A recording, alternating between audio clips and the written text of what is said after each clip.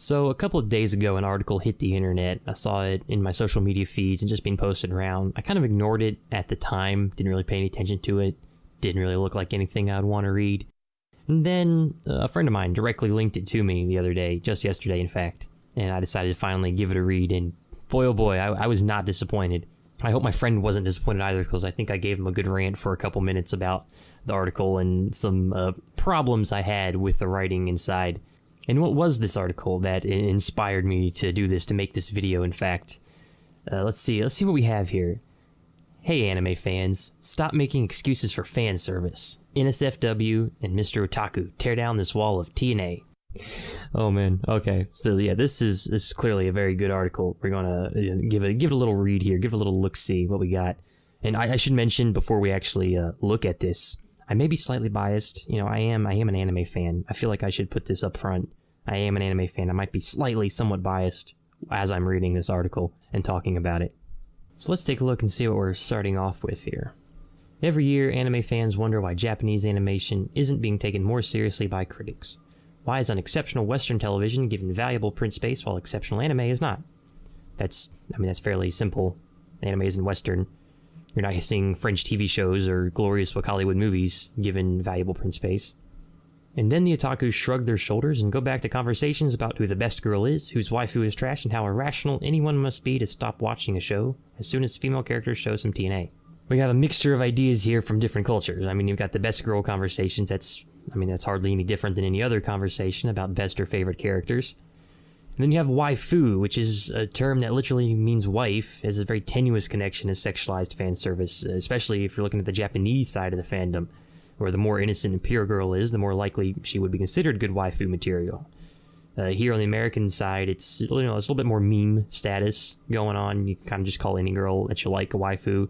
If you're looking at the origin of the word waifu, it comes from Azumanga Daioh, where you got the loser teacher, Mr. Kimura. He has a plain photograph of a pretty girl, and he says it's his waifu, or his wife. And you have the flipped term, of course, husbando, for those who prefer their significant other in a more male form.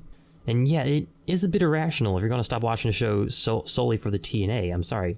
I mean, to each their own and all that, but I would at least hope that if you're going to stop watching a show because it's showing some titties, it's because the scenes are poorly written and not because, you're so puritanical that the mere sight of pixelated genitalia is going to send you into some boiling stew of rage. So we're given a thought here that maybe critics would be more enthusiastic if the face of anime wasn't pro-Gamergate anti-Ghostbusters trolls. Okay, the face of anime is hardly pro-Gamergate or anti-Ghostbusters. The face of anime is Japanese. It's not American, and I don't think the Japanese are caring too much about Gamergate or Ghostbusters. I'm not entirely sure. But even if you were to look at the face of anime from an explicitly American viewpoint, it's still not really going to stand. I mean, you've got the creators of Steven Universe for a good example. They're pretty public faces in the anime fandom. They made a whole show about anime references, and I highly doubt they're pro-Gamergate.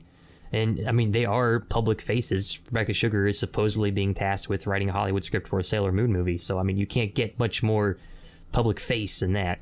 The second line sort of gives away the line of thinking that's being followed here, though. Look at this. Here's another thought. Maybe that's not unfair. Maybe becoming the visual of choice for misogynistic harassers is the unsurprising result of a fandom that has spent years normalizing the objectification of women. The line here is visual of choice. This is basically another rather wordy way to say, they have anime avatars, so if they have an opinion that I don't like, I can just ignore it. This is something you see frequently across social media. You got those moral guardian types who look and see if anyone has an anime avatar. If it does, I just ignore it. It kind of seems to be a driving idea behind this article. I don't know. It's used here just to hastily sweep aside, the entirety of the anime fandom, Japanese and American alike. Everyone's a misogynistic shitlord. Everyone gets their jollies objectifying women, apparently. Beware of those with anime avatars. They spell danger for everyone. And here, we're not talking about nudity itself, which is only as sexual as the artists make it, and we're not talking about erotica or hentai, where sexualization is expected. So there's no ecchi here, there's no hentai here, there's no High School of the Dead, no Cream Lemon, no Valkyrie Drive. It's just good old wholesome shows where regular girls are designed in sexualized, non-sexual situations for commercial gain, despite the resulting artistic loss. I'm not really sure if the creators of the show are looking at it in this way for artistic loss, commercial gain. I mean, a lot of these shows are designed with otaku in mind because otaku do in fact spend more than regular fans. The whole thing about otaku is that they're the super fans, they're the uber fans. And yeah, a lot of these shows are designed to sell. Otaku themselves, actually, they're kind of the ones making the shows nowadays. That's why you got a lot of this sexy girls, the moe girls. Just a lot of the artists enjoy drawing this. The mini artists do here in the West as well. It's not exactly a new thing or anything. I'm talking about sexual fan service, the culture that surrounds it, and how we can bring our fandom in line with more progressive geek fandoms which receive more critical attention. All right, this isn't really... I don't want to say this isn't our fandom because, I mean, we are a part of it. We're just on a different side of it, but this is generally a Japanese thing that you're looking at here. This is created in a different country. We're fringe consumers. So, you know, how are we supposed to bring Japanese otakudom more in line with these progressive geek fandoms?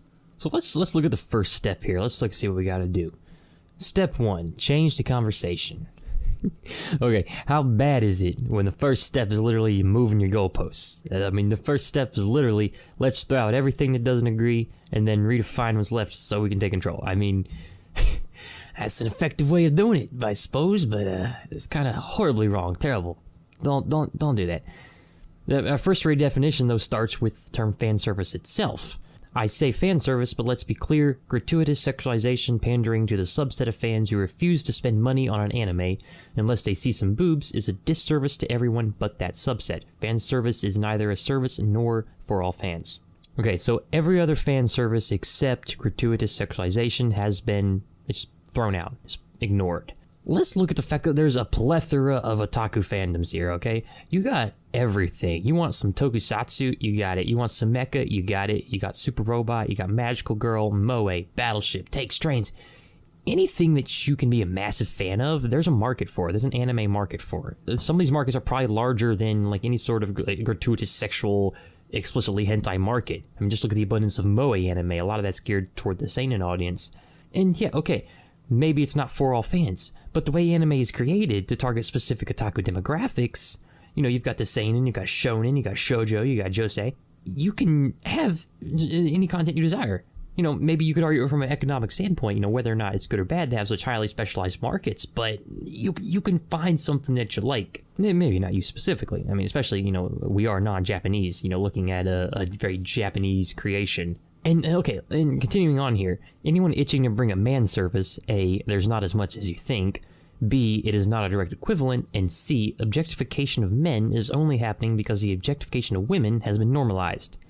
Who indeed brings up man service? It's not a term I've heard before. Maybe I'm not hanging out in the right circles or something. Are we ignoring like the huge Fushoji market that's been around since like the dawn of otakudom, ever since the first Gundam aired? Are we ignoring the incredibly lucrative Otome market? You know, the Josei market, the boys love market. How is none of this a direct equivalent? Are we supposed to believe the crackpot idea that objectification of men only happens when objectification of women happens first? I don't like that idea. It brings up some unfortunate implications that women apparently can't do anything original, and I don't think I want to quite believe that. Unfortunate implications aside, the strongest objection that fandoms apparently allow is, well, fan service isn't my thing, but I understand why some people like it. Or, it's not fan service that bothers me, it's poor writing. Well, I mean, I do understand if people don't like particular fan service and others will like it. I mean, I like Monster Musume, but I understand if other people don't, if they're weirded out by the idea of monster girls, or if it just doesn't appeal to them. Maybe I'm breaking the rules here, bringing up an ecchi, you know, we're not supposed to. It's not like there's any other specific show examples brought up in this article, but, you know, whatever. Again, non-anime, but, you know, some people like Super Sentai shows, the Power Rangers stuff. I was never really a fan of that.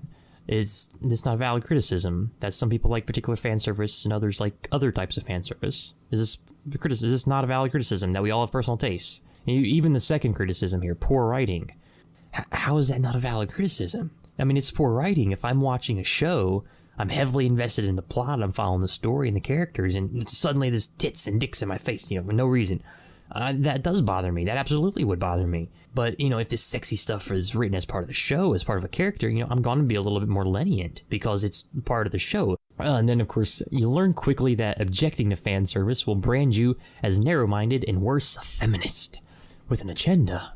As if straight boys defending their boner fuel are unbiased, rational thinkers. Okay. Laughing at the idea that objecting to fan service that you are saying is specifically designed to appeal to men's sexuality, laughing at this and saying it will cause you to be misconstrued as a feminist with an agenda, right before you mock said men by referring to them as boys defending their boner fuel, it probably isn't going to change anyone's minds about what they're saying, you know, about these people who object to fan service or whatever. And yes, fan service isn't new, anime isn't special, film and television, comic book, and video game fandoms are all dealing with the same old objectification of women. So that's what we should call it. It's true, yeah, fan service isn't new. As long as there's been fans around, there's been a market to sell things to those fans. So let's see, here's what a defense of fan service would look like. A fan service with air quotes here, because we're talking about a very specific type of fan service that ignores all the other types of fan service, would look like with that minor change. Yes, there's some objectification of women, but the rest of it is really good. If you switch off just because of a little objectification of women, then that's just short-sighted. You'll miss out on some really great anime if you just let a bit of objectification of women bother you. Just get a thicker skin, deal with it. Okay, let's look at a defense of real fan service here. Let's see what that looks like. Yes, there's some objectification of fictional women, but the rest of it is just as good. If you switch off just because of a little objectification of fictional women, then that's kind of short-sighted. You'll miss out on some really great anime if you let a bit of objectification of fictional women bother you. I mean, just get a thicker skin, deal with it.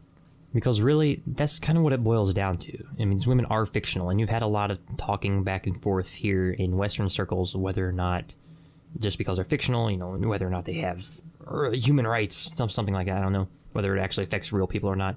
The Japanese themselves, they've kind of already decided. They kind of realize that these people are, you know, fictional. They don't actually influence the real world. If anyone remembers, the UN asked them last year, I believe, whether they would consider banning media that depicted sexual violence against women. And they thought about it, and they came up with an answer. And Kumiko Yamada, from the Women's Institute of Contemporary Media Culture, pointed out that we are absolutely in agreement that the protection of the rights of women in Japan is important. On the other hand, we think it should be carefully evaluated whether the measures taken to ensure those protections are valid or not. If we are asked to consider whether protecting women's rights in Japan requires us to ban the sale of manga and video games depicting sexual violence, then we must reply that is an absolute no. And there's two very simple reasons given for this. That reason number one, the so-called sexual violence in manga and video games is a made-up thing, and as such does not threaten the rights of actual people. Therefore, it is meaningless in protecting the rights of women. That's kind of, it feels like a given, you know, it's made up, it doesn't have anything to do with the rights of actual women. And then reason number two, which this is one I feel often gets overlooked in Western culture especially, but in Japan, and especially when it comes to manga, there are creative fields that women themselves cultivated and worked hard by their own hand to create careers for themselves. If we were to ban the sale of manga that includes sexual violence, it would do the opposite and instead create a new avenue of sexism towards women. Because guess what? You'd be getting rid of a lot of great women manga and anime artists here. The fan service in anime, it doesn't harm real women. It's fiction. And, you know, we can argue this till the cows come home, pretty much. But in Japan, it's already been decided. All right, and you do have a lot of women in creating some of this fan service. Even fan service, you know, that would be considered for a male eye. A lot of it is created by women. You got Rumiko Takahashi, you know, the goddess of manga, creator of Ranma 1/2, Urasei Yatsura. Both shows are filled with fan service. I mean, you got actually, you know, drawn tits and everything in that. That's, yeah. But they're not specifically designed for a male otaku audience in mind. They managed to pick up the otaku only after the shows started airing and only after the manga came out. Another thing to point out, there is a bit of a cultural difference here. You know, what we consider sexual fan service, you know, designed for that, you know, boy wants boner fuel, this mindset.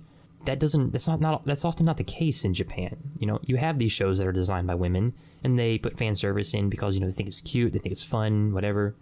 And then you have a lot of, you know, innocent children's shows that have scenes that, you know, we would call fan service, or maybe a little bit sexual.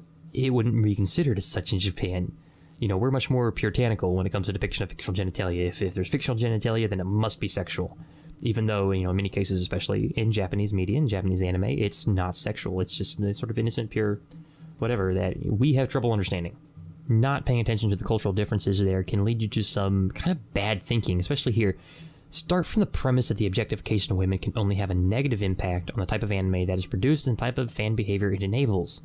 No, don't do that. That's terrible. You can't filter out everything else about anime, everything else about fandoms, everything else about fan service, otaku, whatever.